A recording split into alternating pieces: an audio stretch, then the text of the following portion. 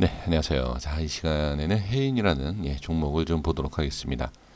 이 해인은 최근에 뭐 방산주, 뭐 대장주격이 되지 않기 때문에 좀 상승이 좀 약한 부분, 약간 좀 이렇게 좀 뒤처지는 그런 쪽으로도 엮일 수 있고, 저는 테마나 이제 그런 쪽에 대해서는 잘 모릅니다. 그래서 거기에 있어서 뭐라고 제가 말씀드릴 수 있는 건 아니지만 뭐 기사나 뭐 이렇게 얘기들을 하는 거 제가 들어봤을 때 방산주 쪽으로 뭐 이런 식으로 좀 엮여 있는 것 같고, 그다음에 이전에는 히토류 관련 테마 그쪽으로도 좀 엮여 있었던 그런 부분이 있는 것을 제가 알고 있는데, 그런 테마에 대한 부분, 그러니까 테마를 보면 테마는 항상 대장주, 우리가 대장주라 그러지 않습니까?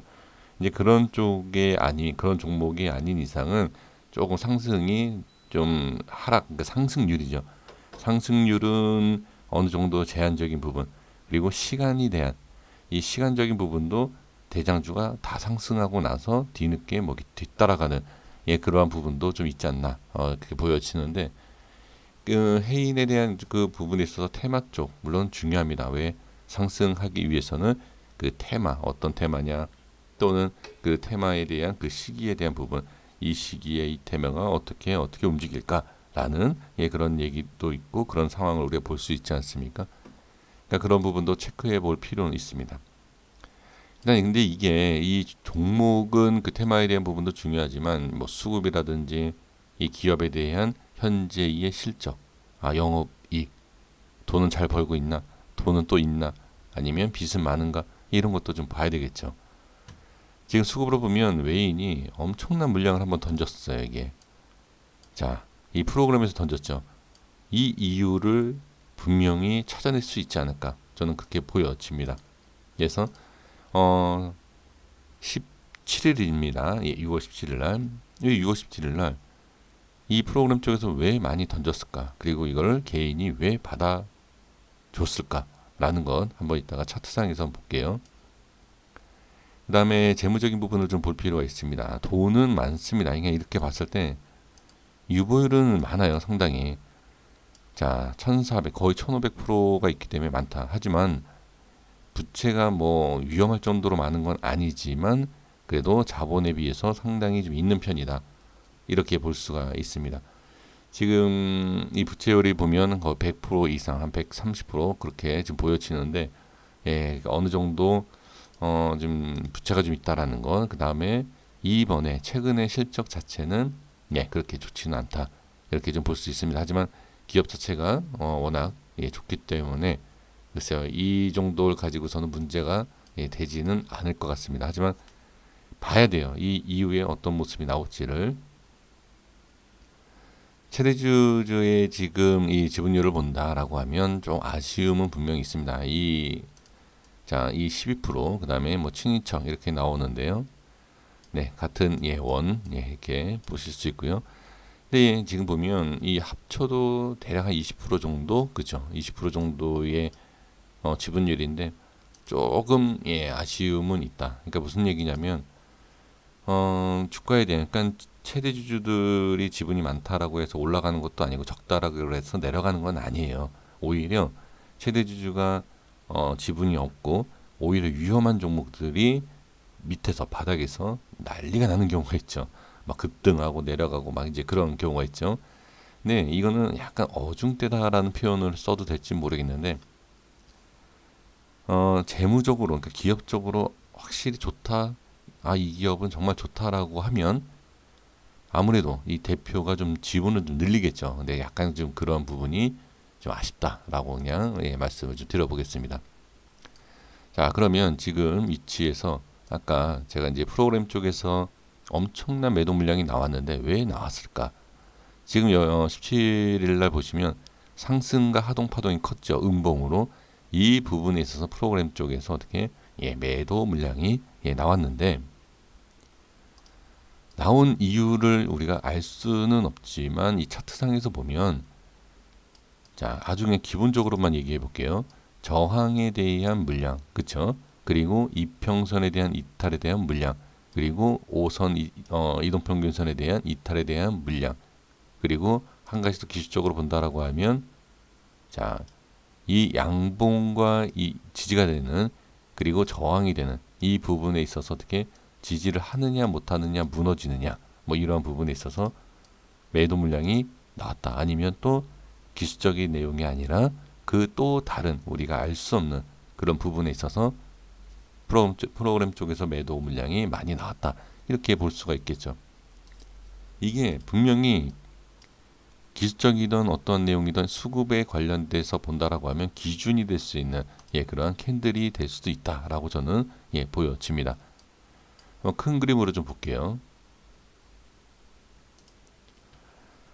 자, 이 해인이라는 종목은 제 생각입니다. 제 개인적인 생각으로 봤을 때 여기에서 개인들이 많이 올라타는 자리예요. 이런 자리가. 그리고 여기 고점에 대한 돌파 이후에 꼬리, 이런 꼬리 있지 않습니까? 이런 꼬리에서 많이 물리고요. 그리고 이 꼬리가 돌파가 나오는 이런 데서 또 많이 물립니다. 또 뭐가 문제냐면 상승과 하락을 하면서 이거는 반등이 나오겠지라는 그런 판단 때문에 또는 추가로 올라간다라는 생각 때문에 이런 음봉에서도 엄청나게 개인들이 물릴 수 있다. 그러니까 매수가 됐다라는 거죠. 그리고 또 한 가지는 이거죠. 돌파. 꼭 상승할 것 같은 자리에서 개인들이 물려서 어떻게 세력들은 이때 개인들한테 물량을 떠넘기는 거죠. 그래서 여기 이런데 그러니까 이런 파동을 보면 개인들이 어디서 많이 매수를 했겠구나라는 것이 판단이 됩니다. 이 부분을 판단을 하는 것이 왜 중요하냐면 개인들이 어느 자리를 좋아한다 이것만 알아도 우리가 들어가야 되느냐 팔아야 되느냐가 나오는 거죠. 이번에 최근의 모습에서도 왜 이런 모습이 나오느냐? 올리지 않죠. 이 시청해 주시는 우리 선생님들께서도 내가 세력이다라고 하면 개인들이 이렇게 많이 있는데 굳이 내 돈으로 이렇게 올려야 되겠느냐라는 판단 또는 그 생각 하시지 않겠습니까? 그리고 저 같아도 이런 하락장과 이러한 상승이 나왔는데 이걸 기대하는 것보다는 어떻게 여기에서 익절을 하고 빠져나오는 게 저는 당연히 좋은 게 아닌가 이렇게 보여집니다. 자, 그러면 이런 뭐 간단한 내용 말고 그 다음에 제가 이제 분석하는 기술적인 내용을 갖고 한번 말씀을 드려본다라고 하면 일단 이평선은 보는 게 맞죠. 이동평균선을 보시는 게 첫 번째고요. 그 다음에 이 이동평균선에 대해서 안착을 하느냐, 지금 안착을 했죠. 그 부분이 중요하죠. 밀리느냐. 그러니까 큰 그림으로 봤을 때 지금 이 양봉, 음봉. 자, 여기에서 다음. 자, 지금 6월 달이지 않습니까? 7월 달에 갔을 때 이게 양봉으로 될 확률은 제가 봤을 때 좀 어렵다라고 보면 여기에서 다음 달이죠. 7월 달에 과연 이 양봉으로 전환시켜 주느냐. 이게 중요하죠. 근데 이거를 알 수는 없지 않습니까? 상승에 대한 부분은 알 수 없기 때문에 이 자리를 지키느냐 이걸 보시면 됩니다. 그래서 이번 달에 만들어줬던 이 꼬리 있지 않습니까? 이런 꼬리 이 꼬리를 지지를 하느냐 이거를 보시는 것이 저는 가장 중요하고요. 이게 이탈이 된다라고 하면 저는 부분 손절을 하지 않을까 제 개인적인 생각에서는요 이렇게 말씀드릴 수 있고요. 그다음에 주봉에서도 보시면 이평선이 너무 정확하게 이루어져 있어요. 그래서 제가 보는 방법대로 볼 필요가 없습니다. 그냥 이동평균선만 보시는 것이 가장 중요하다. 주봉에서도 지금 이 60선에 대한 부분, 200선이죠. 죄송합니다. 200선. 이 200선을 지지를 하느냐, 못하느냐, 이걸 보시면 좋을 것 같아요. 자, 그리고 여기서 고점. 자, 월봉에서 제가 간단하게 말씀을 드렸지만 주봉에서도 너무 명확하게 나옵니다. 그러니까 주봉 패턴이라는 게 있어요. 이렇게 이런 식으로 이런 패턴에서 기술적 반등이 나오는 부분이 있는데 이러한 패턴에서 밀리죠. 자, 밀리고 나서 여기가 저항이 생기는 자리는 분명합니다. 그러면 이 해인은 저항, 그러니까 상승 이후에 저항이 맞고 저항이 생기고 나서 빠지는 거기 때문에 일단은 여기에서 반등보다는 지지를 되는지를 확인하시는 게 가장 중요합니다. 그래서 주봉상에서 월봉상에서도 마찬가지로 지지가 돼야 된다. 상승을 떠나서 지지가 돼야 된다는 거죠.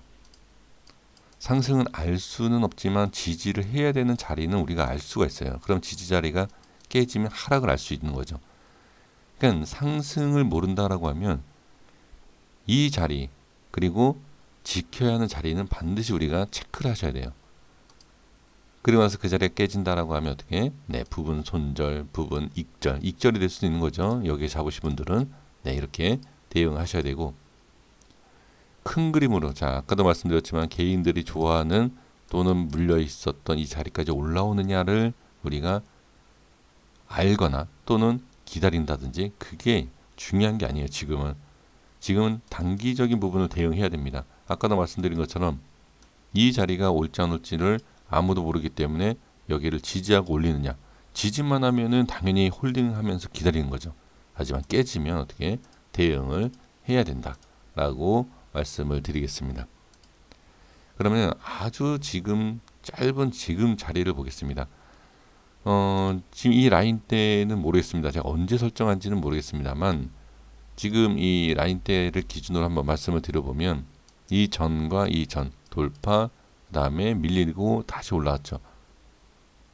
이거는 월요일 날 바로 저는 모양이 나올 것 같습니다.